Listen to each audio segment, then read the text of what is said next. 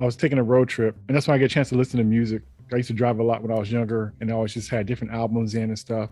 And I had popped in, Seal. And I was thinking like, man, I'm like, he's pretty soulful. And I just remembered all the songs. They just kind of, rushed back to me. And I was really tripping about how much I really liked those albums. And I forgot, how much they kind of meant to me and how it kind of got me through. And it's funny how music is kind of like that, how it could be your everything. And then sometimes it just kind of like, like a good friend, they kind of disappear out of your life. And then sometimes they come back and you be like, oh yeah. And then all the memories flood back. And so it just had me thinking about like soul music in general. And then you came to mind, just your insight and stuff, just because, your love for it, you're an artist yourself as well. And I thought it'd be an interesting conversation to talk about. And I think I have a clearer understanding of what I want to ask in my head. So I'm gonna do my best to ask the questions, in a way that makes sense. I kind of like wonder, like, when they talk about like soul music. Well, first of all, let me say good evening to you. Tonight I'm with Kelvin Michaels. He is a YouTuber. I would say he's a man of the community. He is a tastemaker. He's a musician, a music artist and all that. And he's somebody that I really appreciate his opinion. And I always look forward to his insights on things from politics to music and things that's going on today. And so I'm happy to have you tonight. How you doing, Kelvin? All good. But yeah, man. So yeah, I was thinking about soul music and then all the stuff that comes along with that. I was thinking like, first of all, what's considered like soul music? When I was listening to Seal, I was thinking like, he's very soulful. And I was thinking about other people like Desiree and Macy Gray and, Amani Coppola, Cree Summer, just different people, like even like Lenny Kravitz, just all these different people that's soulful, but they're not considered necessarily soul singers. They're kind of like considered like rock or alternative and stuff. And I noticed like it'd be like droughts we have on the side of like, R&B and soul music, even though we might think, okay, like the usual suspects didn't put out an album, like Johnny Gill didn't put out an album. And I think in certain years, different genre of music does real good. Like in the maybe like the early 90s and stuff like that, 89, 90, 91, I would say like I love like hip hop and I love like R&B with the New Jack Swing and all that kind of stuff. I love those sounds. And then like in the late 90s, I think that was the time for alternative rock and stuff. So you had like Third Eye Blind and Blind Melon. You had, just different kind of music, different kind of genres. And I think everybody just have their moment in time of just having strong, free, expressive kind of music. And it's just like, okay, so I'm just off of hip hop right now because it's going through something. I'm just listening to R&B and I'm off R&B right now, listen to alternative rock, let me switch over to here. So everybody kind of have their moment. And it's funny that when it seemed like there's a lull with R&B and like soul music, I was thinking about it, I was like, well, I was getting my fix, even though it's considered alternative rock or some other kind of genre, I was still kind of getting it through those artists like Seal. Because when I think of like where did the soul music go, I kind of think it was always around, but I think that the presentation was probably a little bit different, and so it was maybe overlooked or not considered like soul music, even though if you listen to it, cause like Seal had a song called Crazy, and he was saying stuff about like, for us not to even think that we can fly, like, isn't that crazy? Thinking that we can't be more than we are. And that's almost like the plight of, African Americans. It's like what we think is what we get. And he's kind of saying outside of that, isn't it crazy that you don't think that you could fly or even try to fly? That's the crazy part. Not the fact that you can't, but the fact you don't even think that you can. And then later on, he did an album where he did a song called Human Beings, basically a story about Tupac and Biggie's death. And I remember finding out that later, and I thought, that's interesting that I wouldn't even think that they would be on Seal's radar. You would think that'd be a whole different pool. And how would he know about Biggie and Tupac? And he mentioned it years later in the interview. And I thought that was so cool because back then it could be a country singer that maybe saw, Tupac in an elevator. He'd be talking about, yeah, Tupac was my friend. I dedicate this song to Tupac, and Seal could have easily leaned in and said, this is my dedication to Biggie and Tupac and the senselessness of their death and how they are human beings. They are not objects. They are not thugs. They are human beings, just kind of breaking it down to the truth. And I thought that was such a big statement, and he didn't even use it. I've seen people use less for more. And I thought it was kind of neat how he was touching and saying stuff that was about us, for us. But I don't think most people would categorize him as for us or music for us. meaning like soulful music or black music. I'm sorry, that was a long-winded statement. Get it all out. No, just putting it all in the context. That's all. I think for at least in the last 20 years, because the industry shifted, I really think the fact that revenue went down, labels focus mainly on what I call just the ear candy artists, the pop artists that could generate fast money really, really quick. Because I think the reason why we had so many Seals and Michelle, I can never say her last name right, but Indegacello. Like, I think the reason why we had so many of them early on was at the time that a lot of them emerged, labels were willing to invest in their marketing because the industry wasn't pretty much one step from bankrupt. So they had money to kind of toss around. As you got into that digital / streaming era that we're in now, and where, you know, the money's not coming in the same realm, they've cut back on what they're going to invest in. And it seems like right now, if you're not an ear candy artist or a hip hop artist, you kind of out of luck. Because even if you look at like some of the bigger acts from even just 10 years ago, like Katy Perry, when she was still, you know, a bigger star, when you look at the lyrical content of a lot of her material, there's some stuff that's a little deeper, but a lot of it is, I don't want to be rude, but it's like fluff. But the melodies are so good and so catchy that her stuff is perfect for radio, and she gets all of these monster hits that can carry on and carry on. And I think the labels decided that's kind of the route they want to go. They want to latch on to what's going to pull in a fast audience, because I think there is a generational divide with how we consume music. Older audiences tend to still at some point usually maybe purchase and still use iTunes, at least maybe still buy CDs. The kids specifically only stream. And so labels have not really been successful at getting a lot of the seasoned acts into the streaming platforms where people really stream their stuff. Like when you look at a lot of the seasoned act, their streaming numbers are not very good, but that's because we have their albums. Yeah. So I think when it came to that, they just decided they're not going to invest the same that they did 20 years ago into pretty much that realm. And so artists that do make soulful music, they get put into the urban division at the label, and you know, they might get some radio play on the urban AC formats, and that's their marketing. Other than that, they're on tour. I think the structure of the industry plays a role in that. It just changed everything. Again, you know, the people up top said, well, this is what we're going to put the money on. And so you kind of have seen almost a decline, because I do feel like you said earlier, like you go to about like 97, 98, 99, 2000, maybe even 2001, there are a lot of people that weren't technically considered traditional artists that were very successful. Like Macy Gray is a perfect example. I remember the time I saw her first single, was it Get Up and Get Out and Get Something Like That? Yeah. I remember seeing it on MTV as a kid. I was like, okay, this is different. We'll see how it does. But I mean, and this is at the same time Ricky Martin is Living La Vida Loca, and TLC was back out. There's all these big monster acts that were doing everything, and she still was able to have her own lane and still go double platinum. So it was kind of like, that was a period where everybody could eat. And so even if you didn't have the machine spoon feeding you saying this is what you have to listen to, I think there was still enough investment where artists that don't fit the mold of what I say is ear candy or what's the trend still had an opportunity to, you know, build an audience. Yeah, that makes sense. But also I was kind of wondering about the part of like the category those artists like that was put into. Like they wasn't necessarily labeled as necessarily like soul music necessarily. Like I said, like Macy Gray, like Seal, like Michelle Indegacello. I know she did that Wild Nights with John Cougar Mellencamp. That was her kind of like her introduction. But like I said, they wasn't really put in the same categories as them. Like they wouldn't have even had done concerts with their contemporaries necessarily. And with that, I think, like if you go to their shows, you wouldn't necessarily see a lot of Black folks there. And I'm curious as to why that might be. MTV generation type thing. Because it seems like once we got into the MTV era, it seems like Black artists were only in two categories. You either hip hop or R&B. Okay, I consider somebody like a Whitney Houston and even a Janet, they get the best of both worlds in R&B. Pop. They can kind of fit comfortably in either category. But I feel like most likely you only put Black artists in like 3 boxes. And so before the era of MTV, like when you look at what was happening with music in the 70s and the 60s, there were a lot of Black artists who I think, you know, there were so many sounds. Like you could say there's the whole Motown thing that was happening, but then you also had other, like a Freda Payne, in my opinion, was very left field from kind of the more so, and I don't want to say Motown was ear candy, but the machine knew what they were doing. They knew what kind of songs they put out. You know, so Freda Payne was very different from a Motown, which was very different from, you know, like a Johnny Taylor. Like I just think there were so many different categories that and it all kind of fell into a bubble of being soul because there was kind of this association where if you were just black, you were soulful, no ifs, ands, or buts.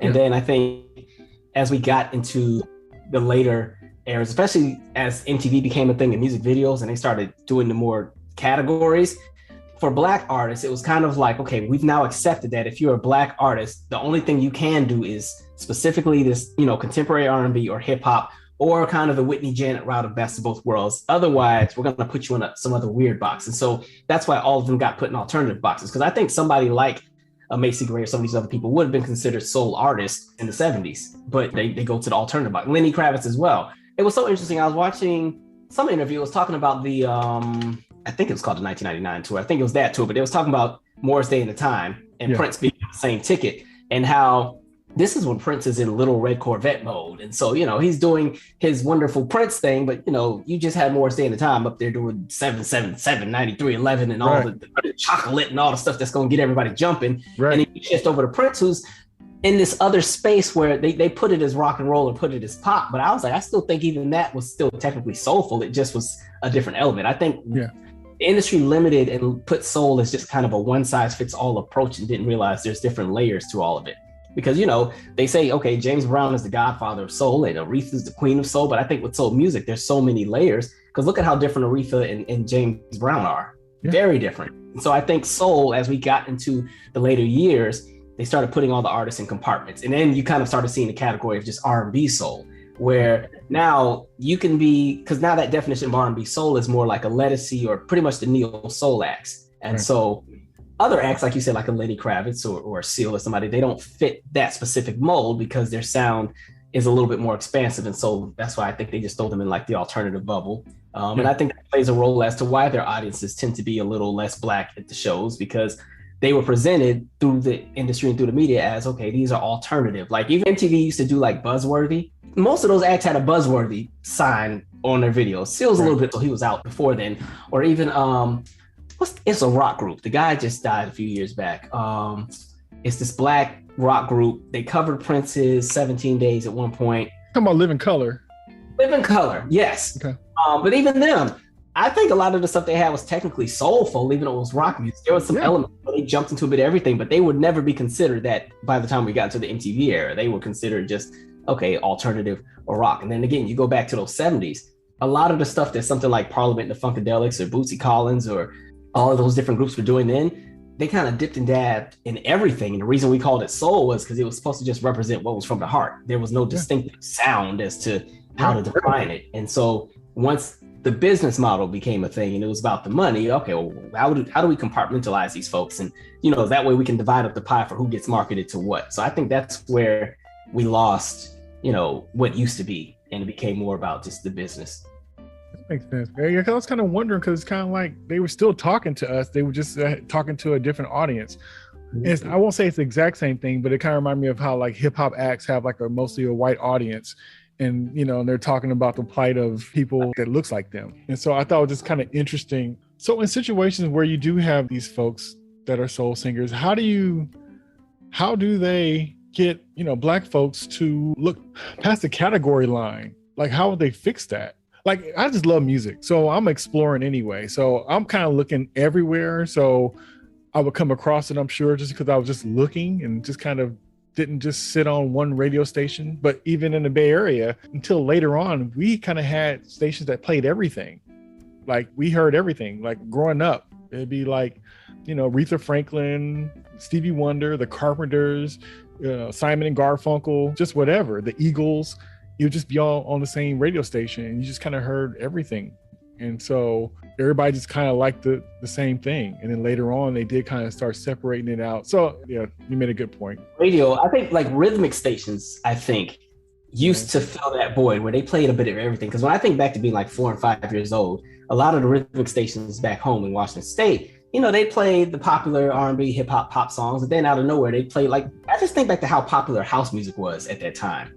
And so they could play some of the hardest, the shoot 'em up, kill 'em up music. And then the next song would be a Crystal Waters track. I'm like, oh, okay. All right. And it all flowed together. I think what ended up happening, again, like with marketing, is just, I think a lot of people just don't know a lot of these artists are out. Most of these artists, you have to actually go and search for to really find their material because we're not everything's not dropped off in our lap anymore. That's been the downside of the industry, in my opinion, for the last 15 plus years is if somebody's not already established and doesn't have a fan base, it's hard to know about them. And again, with the getting rid of pretty much the music networks as far as being outlets for exposure. And then again, all the radio stations now operate on syndicated playlists and they all have the same one if they're under iHeart. And even Radio One, as great as they are, sometimes they kind of have their own kind of setup with what they're going to play as far as the stations that they own. But yeah, now that you have like syndicated playlists, and even in the streaming world, they have the curated playlist that they try to put out, which is supposed to kind of introduce us to new acts. Even that's kind of bought out. It's not like you just jump in there. You know, you still have to have connections and pull to get into those. And then this is a very quick microwavable era we're in where you just notice this trend now where songs that come out and then a week later nobody cares anymore, even though everybody was just partying to it like the week before. I just think everything's just changed so much. So I think with audiences, I never realized how so many artists have big fan bases until I saw them live. Because, you know, sometimes you'll see somebody's coming to town and you go and like, I didn't know this many people listen to them. Okay. Right. And again, I think that's because that's that demographic of people that go and have to just dig and find their own artists that, you know, connect with them, because you're not getting it from radio. You're not getting it from the award shows. Because it's like the Soul Train Awards. I think as great as they are, or I won't even go after them. I'll go after BET. I think the BET Awards, you know, there's a certain kind of artist they're going to let on there. That's it. So there's Black artists that make other types of music, but they're never going to be on the BET Award stage at all if it doesn't fit the mold of, you know, what is supposed to be presentable. So you either need to be an R&B artist or you're going to have to be hip hop. Even as a pop artist is not really a thing. Like I think Jason Derulo performed at the BET Awards one time and it was just awkward because it was kind of like, I don't know what to do with him. Like, what's he doing here? So, you know, that's kind of where we are. Yeah, that's interesting. And then also what you said about like going to the concerts and really seeing the fan base. I've noticed that too. And I also noticed people that was really big and then go to a show and it's not well attended. And I'm thinking like, how can this be? This person sold all these albums, they're known, name recognition, all this kind of stuff. And I don't know if it's like the promoters or what, but it's certain people I saw and I was just kind of like, it wasn't me personally, but I felt kind of offended. Like we have this place out here called Yoshi's. We go see live music at in Oakland. And I might see somebody like I see Bilal there and they'll do pretty good and stuff considering, but it's not like a large venue. Like he deserves to be somewhere bigger than Yoshi's. I've seen people like Rashawn Patterson. I've seen Ndambi. I saw her there and she just tore the place up and it was just like, in these small venues. And I'm thinking like, where's all the people? She used to be with Arrested Development, Dionne Farris. I like her. Oh my goodness. Man, she still has it. She still had them pipes. So it's interesting you mentioned her because I do feel like her song "I Know" was one of the songs that broke through because it seems like even the most diehard R&B stations were playing that. I remember hearing that song everywhere. And Hopeless. Because I just as soon as you heard that guitar riff on I Know, I'm like, and again, the conversation of soulful, it's clearly a rock song, but the delivery. Right. So that's what makes it so good because the song structure, I think what separates it from a typical rock song is there's an element that I just feel like soul music and R&B music just has this very warm approach to it. And you can just kind of, I can't explain it, but there's something that hits that you just know. So even hearing that song with all the guitars and everything, it's just so different from around that time. I think that was the grunge era when that dropped, or maybe a little bit later. But compared to some of the Alanis Morissette would have been out around the same time. Yes. Very different sounds, both great artists, great music, but there's something different. Same instrument. So. Right. And you appreciate it because it is different and you love it for that. It's not because it reminds you of something else, but it just catches you in a certain kind of way. And it might be the riff that grabs you, but it's the soulfulness that keeps you there. It's kind of like gives it more weight because if anybody else was singing on it any other kind of way, it wouldn't be quite the same. So it's that balance of having that combination of sound and soul with it. But yeah, it's very interesting. And then also the thing about that kind of puzzles me, it kind of does and kind of does. But, you know, people like soul music when it comes to like, you know, Adele. And if they like that so much, then where's Jasmine Sullivan? Since you like soul music so much. The white artists have always had the luxury to do whatever they wanted. I think because going back to what I said at the very beginning, where the labels, if it's not ear candy, they're not pushing it. Yeah. They will give leniency to white artists, especially if they're doing the Blue Eyed Soul, because they can pull in the adult contemporary audiences. Like, so the white folks that miss a Celine Dion, who's no longer in music, or some of the great ones that came out of her era, or even like when Elton John was still popular in the 90s, like they want that void filled. So somebody like an Adele can give them that, because she can give you I think Black people tend to like Adele because of the texture of her voice and her approach. I think white people like her because she's safe enough where she's not too R&B-ish. Because when you think about like R&B acts that are able to appease the adult contemporary audiences that would have eaten up a Celine Dion because they loved her so much, only a select amount of Black artists got that kind of favor. So I think Toni Braxton temporarily had it for the Secrets era, and then as soon as she dropped the heat and went back contemporary R&B, they're like, all right, we're done with her, so let her go. Shantae Moore never got to really blow up to pull them in, but I think if she would have had the exposure, she could have been able to win over that audience. Brian McKnight, I think, had that audience at one point in time, like back at one, he definitely had it. Who else? John Legend gets it right now. I mean, he's a little bit of everything at the moment. So he has that luxury to kind of pull that audience. But again, Adele, Sam Smith, those are the power players in that game. And so the labels will let white artists have the leniency to experiment and step outside the box. Black artists don't get that. If you're not, because, like think about all the unsung episodes where the artist finally gets to write their own album, and then it goes, well, the label decided they didn't like it and the album was shelved, or they didn't push it, or it debuted at number 112. So we just said, that's it. And then I got dropped.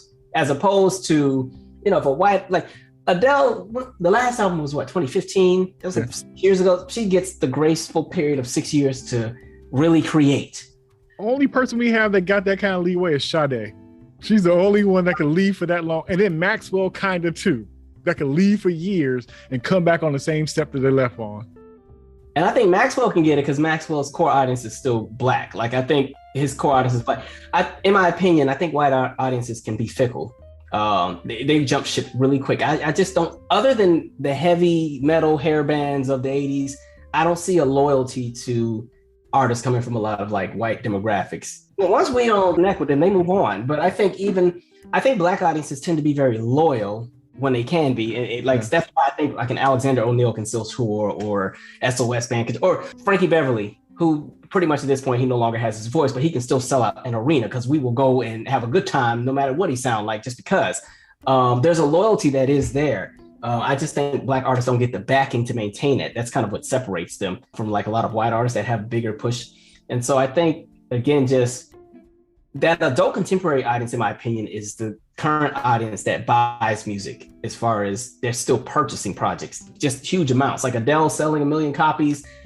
I'm sure half of that is the adult contemporary audience, not even just the regular pop audiences, but the soccer moms that are in their 50s and 60s that missed the Celine Dion years. They love somebody like an Adele. So she's safe enough. Jasmine Sullivan, to them, one, the radio's not giving her any exposure, so they don't know who she is, but she's not easy on the ears for them. She's a little too soulful for them. I don't like when they use the term soul because it's so selective. It was like when Christina Aguilera came out when she came out, they were, oh, she's so soulful. And I was like, okay, she's nice. I think she does a lot of riffing and running that's unnecessary. But for them, it was like, oh, they put her in that bucket. And so, yeah, they ate her up too for a minute. But you don't think that she does? Okay.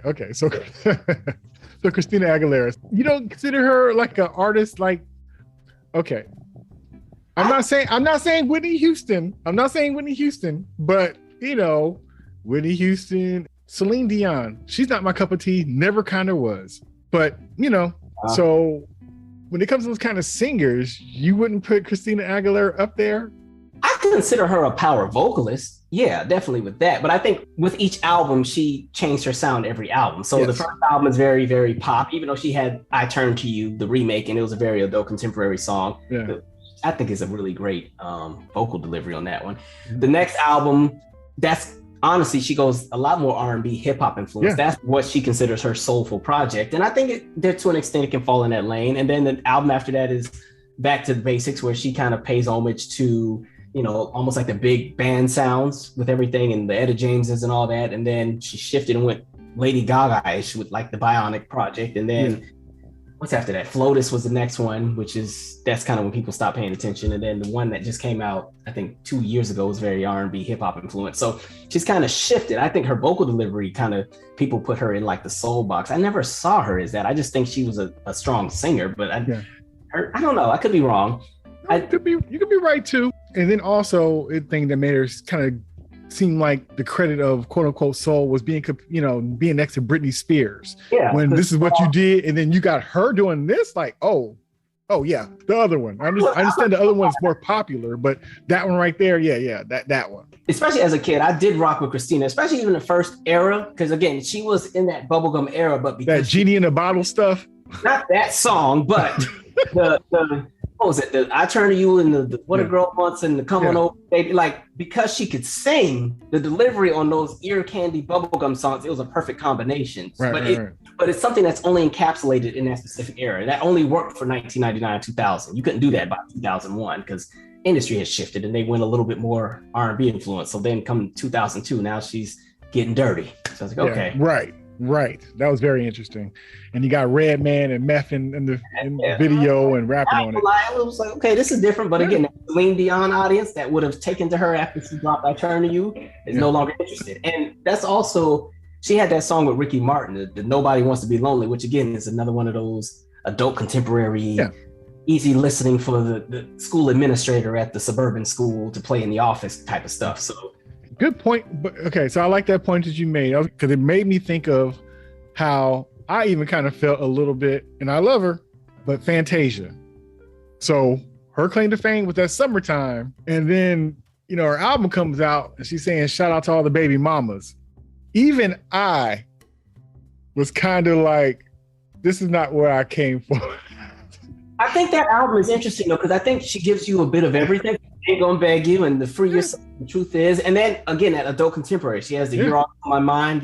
Who is that? Who's originally sang that? Rod Stewart, that's his song. You're Always on My Mind. Was that Rod? I remember Willie Nelson.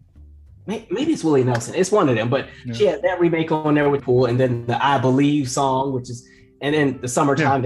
I think the Baby Mama song is just, she still wants to pull in the younger R&B hip hop audience. I'm just saying it threw me off when I first heard it, but I understood because she's a young mother herself, so she was just kind of telling her story. And I started thinking like, she's a young kid and she's just kind of making the music that she wants to do. And just because she could flex and do these big songs, she kind of want to do the songs that she want to hear herself, and that's fine.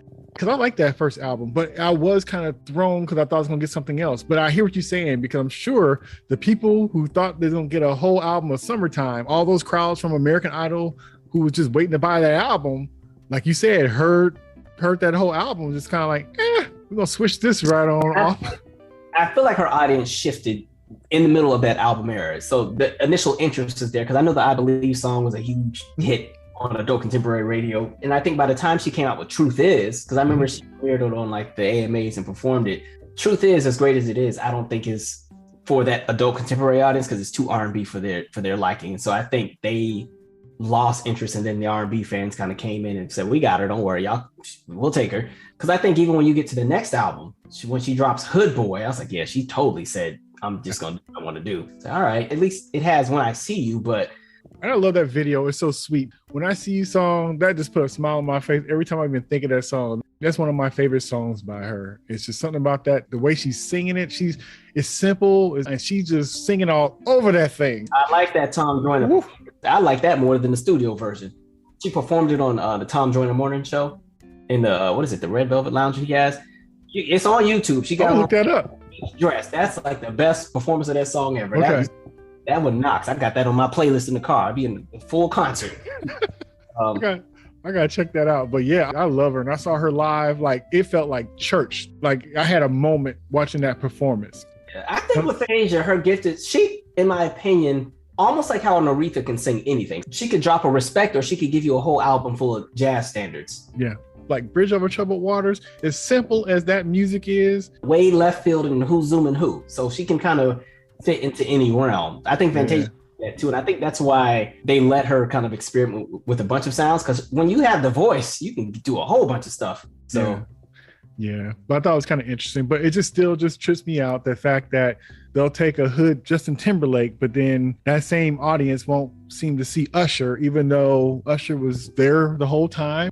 That's just embedded in our culture as a country. And I think that goes back to the era of race records and all of that, kind of like the Pat Boone verse Little Richard. Same song, but we'd rather see our own do it, even if they don't do it as well. So sure. But even like Tina Marie, who you think white audiences would take to her, they never really took to her. She's always had a core R&B Black audience. And I think, again, because of that association, that Celine Dion, I don't know why I keep using Celine, but for some reason, that's the face of adult contemporary to me for some reason. All right, the Michael Bolton audience. Oh, goodness. They weren't going to pull in a Tina, even though she's singing her heart out and doing her stuff. For them, it's all right. You're a little too close to that. So, we'll stick with somebody else. Yeah, because you get people like Hawthorne, they'll keep them in R&B. They'll keep like Remy Strand. He came out back in the day. They would kind of keep him on the side. That is funny how that is. Robin Thicke, he crossed over with Blurred Lines. He's interesting too, because in my opinion, back in the day, I almost would put him in that Tina Marie box, but I shifted that. Because remember, pop audiences weren't playing him. Blurred Lines is when but he pulled in a pop audience though too. Yeah. And then they jumped ship after Blurred Lines, and then he said, all right, I'm back, y'all. I'm back. And what trips me out is that, and like I said, it might be the presentation and stuff, but a lot of times for like New Edition doing okay, even though they should have been doing great, and all these boy bands coming up, after the fact, and, they're blowing up, but then it's being like written by Full Force. So there's like Black hands, art, voice, and everything behind that. And as long as it's not the face, it's okay. But if it's the same producers, one would be in and the other one would be just like, Sean Garrett and Teddy Riley working with all the K-pop groups. I was like, okay. Yeah. All right. Yeah, but they saw that with Neptunes messing with Justin Timberlake. The same thing with Dr. Dre and Eminem. I wouldn't have a beef with it if it wasn't at the expense of actual artists that come from that experience. That's my only beef. It seems like once you do get an Eminem or a Justin or whoever else, they jump straight to the top of everything and they get the full machine behind them and the accolades and the records and stadiums and everything. And it's like sometimes it's like they didn't even have to climb. Like Eminem is interesting because once he got on, he was on. It wasn't even like look at Jay-Z's trajectory. He's not really my favorite rapper, but he's huge now. Well, at this point, he's almost legacy act. But during his peak, I don't think Jay-Z became Jay-Z until probably close to maybe the Blueprint. And he had been out for years, but he kind of had to climb to get there. Somebody like an Eminem came out swinging from day one. Because just like you said earlier, with hip hop, the largest consumer audiences are white kids in the suburbs. So now they have somebody that reflects their experience. And, he grew up in the trailer park, but he's from 8 Mile. Perfect. This is us. And so, massive records sold quickly. The only time I've seen another hip hop artist blow up so quickly, which this isn't even a jab, but I'd say like Will Smith's Big Willie style, but that's just because he was a safe artist for people's kids. So, he sells little poppies, which by the way, it is a nice album. It's a little cheesy, but it's actually really nice for that moment. Yeah, he came off safe enough. So, people were comfortable. It's a rap album without a parental advisory sticker. Right. And they got his association with movies and stuff too. It was just kind of like the whole wave of things. It's kind of like, I want everything that's him. So it's kind of easier to take in. It's just always interesting because even when you have Usher, and Usher kind of ushered in Justin Bieber and just surpassed him. And just like Justin wasn't necessarily better than the teacher. It wasn't like the student was necessarily better than the teacher, but it is what it is. Usher blew up out of circumstance. So when you look at the My Way album, it was not pushed to pop audiences. It was pushed to us, but we just ate it up so quick and he started to blow up. And they said, okay, maybe we might have something here with him. And then, okay, they put a bit more backing in the 8701. And so we're going to really push him. And then, of course, come Confessions, it's a movement. Same thing with like a lot of, I can't think of too many Black artists that got the push from day one. Like even Destiny's Child with The Writings on the Wall, how big that became. It initially was not getting a push like a TLC was getting for fan mail, because at that point TLC's established. But they're like, okay, here's this other, y'all might remember them from No. Here's their little album that they came out with, and then it sells 9 million copies. Okay, so that notice they go a lot more pop with Survivor. A lot of our big projects blew up by circumstance, and then mainstream audiences catch on later on to the point. Because I think even like a Janet on the third album, Control as well, the initial plan wasn't to really throw her out there. She kind of just, you get that hook, that street cred, or the Black audiences kind of eat her up and like, okay, actually we can do something with her. And then, okay, let's put more behind her. Because you look at so many artists or Black artists that had huge albums. Whitney might be one of the few that I can think of where they had a goal when they put her out. They knew what they were doing, like the whole strategy. Like Whitney's one. I don't even want to put Michael there because Michael already had a 20-year head start. I don't know, maybe Alicia Keys. For sure. You could tell that that was being pushed on you. The Whitney stuff, you kind of found out later how Clive had been kind of had his eye on her for a while, and they made him wait a little longer for her to get a little older. But Alicia Keys, it was almost like I didn't appreciate her because I felt like she was being pushed. I was like, it's like, it's almost too much. It's like you're a familiar stranger. Like, I know what you're supposed to be, and I hear you. You got something there, but yeah, I know what that is. But the presentation, I think she won over her critics with the second album, The Diary. Yes. I remember when she first came out, again, that MTV buzzworthy, and by the end of that summer, she was everywhere. I was like, dang, she blew up. I was like, okay. And she came down here to the Bay to do that song with Dwayne Wiggins and the Tonys. Oh, yeah. The Diary song, yeah, she came to the Bay for that sauce. Because even though the song was good and catchy and stuff, that first album and stuff, it just felt to me. I didn't know she was gonna blow up like that. I was like, dang.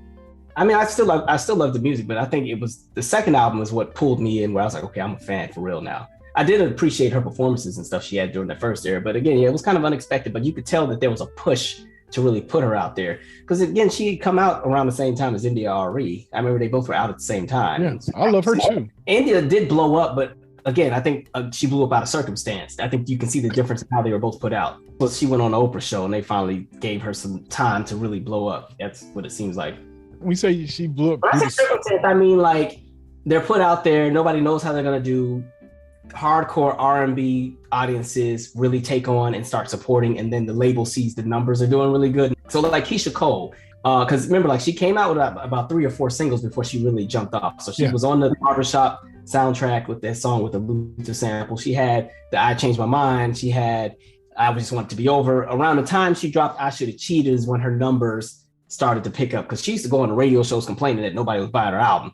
And so you get to that summer of 05, I Should Have Cheated is out. They put some money behind the single Love, and then boom, it's, she's out there. So I think sometimes the labels are nervous. Or even another example, this isn't actually, no, I was gonna say Paula Abdul, but that's not a good example, because I think there was push behind her. It's just, it took a minute for her to catch on. But yeah, so I guess when I say out of circumstance, it just means that they didn't initially come in the door swinging with the backing. It was the audiences supported, and then the label finally played catch up and said, all right, we'll push them. Okay, so when I think of like soul albums, especially like more recent ones in recent times, like Leela James and Josh Stone, I like the idea of Leela James. I love her voice. But if I was listening to the album, like song for song, say for their first album or their first 2 albums, because Leela don't have as many albums as Josh, but it almost comes off as if like Josh Stone has a more, I don't know if it's fair to say, but a more authentic soul sounding album, if that makes sense, than Leela James. And it could be because they have different writers, and I just might like somebody's writing or musical sound better. Josh got El Sadiq for that one album. So I know. Out of Oakland. Yes. Soul music, I think there's multiple tiers that they approach. I've always seen Leela in a different space. I think I hear what you're saying. I look at soul on a spectrum. You have like a Jill Scott Erica in one bubble, kind of. You have like a D'Angelo Max. Well, even those two are almost different in their own kind of spectrums. And then you have other artists like a Bilal or Rashawn Patterson. Leela James, I put her up with somebody like, dang, who do I put her up with? Because then you also have like the Heather Headleys and Vivian Greens. Like they're different, but they all fall under that category of soul.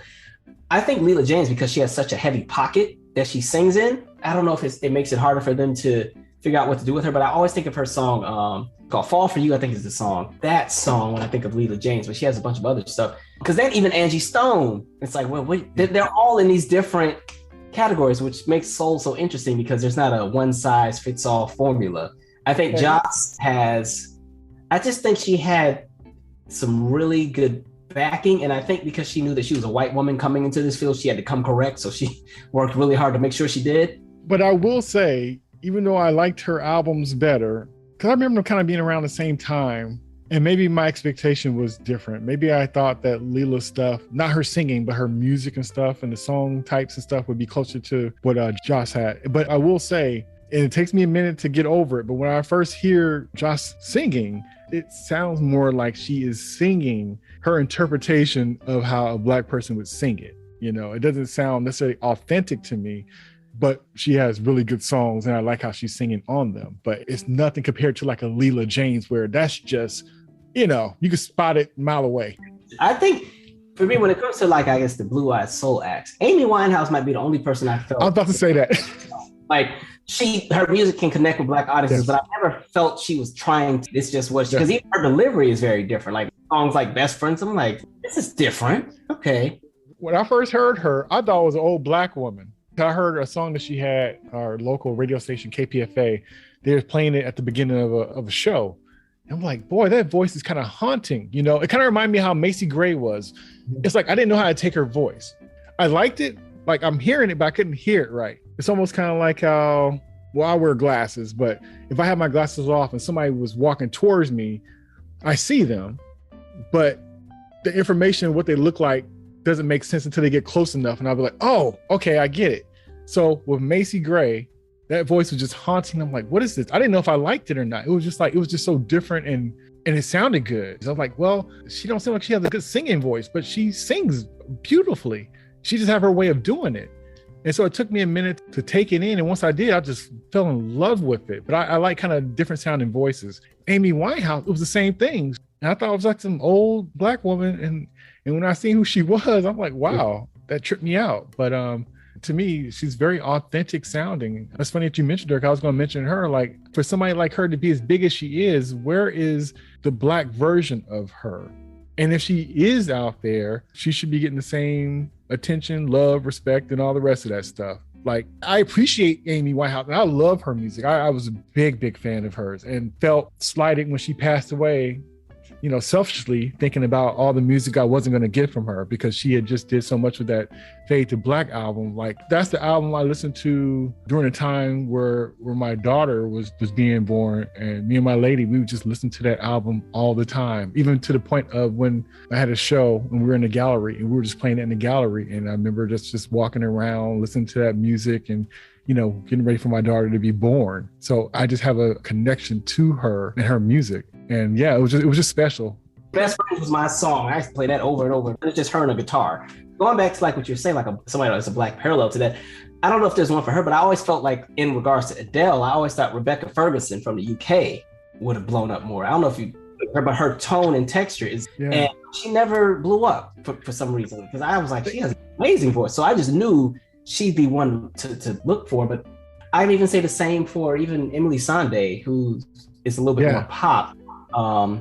I thought she'd have a bigger career as well, but I don't know. It's interesting. Yeah, I just don't, you know, and then even with those people you're saying, they're from different countries. And I'm like, where is ours here? Is there a soul album or artist that you dig that you think that people would enjoy if they heard them? Who's somebody you think is being slept on that you'd recommend? I don't consider him soul. He's more of like an alternative rapper / singer. I like the guy Duckworth. I think he produces his own music. He kind of raps, sings. He does a little bit of everything. He's a little bit older. I think we're the same age. I like what he does. It's very out of the box. I don't consider it a tradition. I don't consider him a traditional R&B singer or a rapper. He just does whatever he feels like doing. So I like the energy he has. I think he's very underrated. There's an act. They're more contemporary R&B. Van Jess. That's like, I think they're sisters. I like those two. They have some really nice, interesting music. Gene Noble, I think people are sleeping on. He has this song called Matching Tattoos. I think that's a nice, very smooth kind of R&B soulful thing. It's more contemporary R&B, but I think it's still a really good track. Actually, a lot of the older seasoned acts, I just kind of go back and rediscover what they've been doing. That's cool too, because to me, those are just as important to know and to go back to. For some reason, and mind you, this wasn't even an underrated album. I've been playing the mess out of Sons of Soul for like the last year. Tony, that album. Because I mean, it was out when I was a kid, so I was so used to hearing it. But I randomly went on a road trip in July, and I was like, let me play this. I ain't heard this in a while. And I was like, wait a minute. You start hearing stuff you didn't remember hearing the first time. So like, all right. She's actually gospel, but I think her stuff is very soulful. The singer Lexi, like Lexi, she has a song called Abide, which is, it's like a nice song. I was like, this is gospel? And I was like, okay. I almost put that in a different playlist. Most people know Lucky Day. I like his stuff. I do like his voice a lot. I think the album of his that catches me is the Painted album. That's from 2019. I still actually buy all the Raphael Saadiq albums too. Like even the newer one, it was a little different, but I still liked it. That Something Keeps Calling has a really good replay value. Other than that, everything else I'm listening to is already seasoned artists, a throwback. So I'm just rediscovering albums. I've been playing a lot of Rufus and Shaka Khan. It's funny. You start off with one topic, but I figured we was going to go all over the place, which is a good thing, which I really appreciate. Thank you for coming through. Always enjoy speaking with you. And like I said, hearing your insight and stuff and kind of see what your thoughts are about music and things like that. Did you have any words you'd like to leave with? Actually, I have nothing. This was good. I think we covered so much. Just thanks for having me. Always good to kind of hear everybody's perspective. I feel like every time you have a music conversation, people will bring up an artist you totally forgot about. So yeah, it's always a good way to kind of get reintroduced to stuff too. So would you like to give out your information so people can find you? So you can literally search up Calvin Michaels on anything and something will probably pop up. So the YouTube channel is under Calvin Michaels. That's a conversation of music, politics, life in general, a bunch of different things. I have a podcast called Comedically Hardheaded. That's on all of the streaming platforms. So Spotify, Apple Music, Stitcher, Google Play. Then my actual music as well. My 2 albums and the up and coming one it's on all the streaming sites as well. So, and also iTunes, Amazon. So Calvin Michaels under everything is where you can find me. Same for social media as well. You can just type in Calvin Michaels, I'll pop up, or maybe give me a beat. GIMMIEABEAT. But I guess the main hub to find me on everything is probably YouTube. I pretty much put everything on there. And then whatever people are more interested in, they can kind of branch off and go to either the streaming sites for the music or for the podcast or anything else I have. All right. So, man, we look forward to talking to you soon. Until next time, peace. All right. See you later. Take care.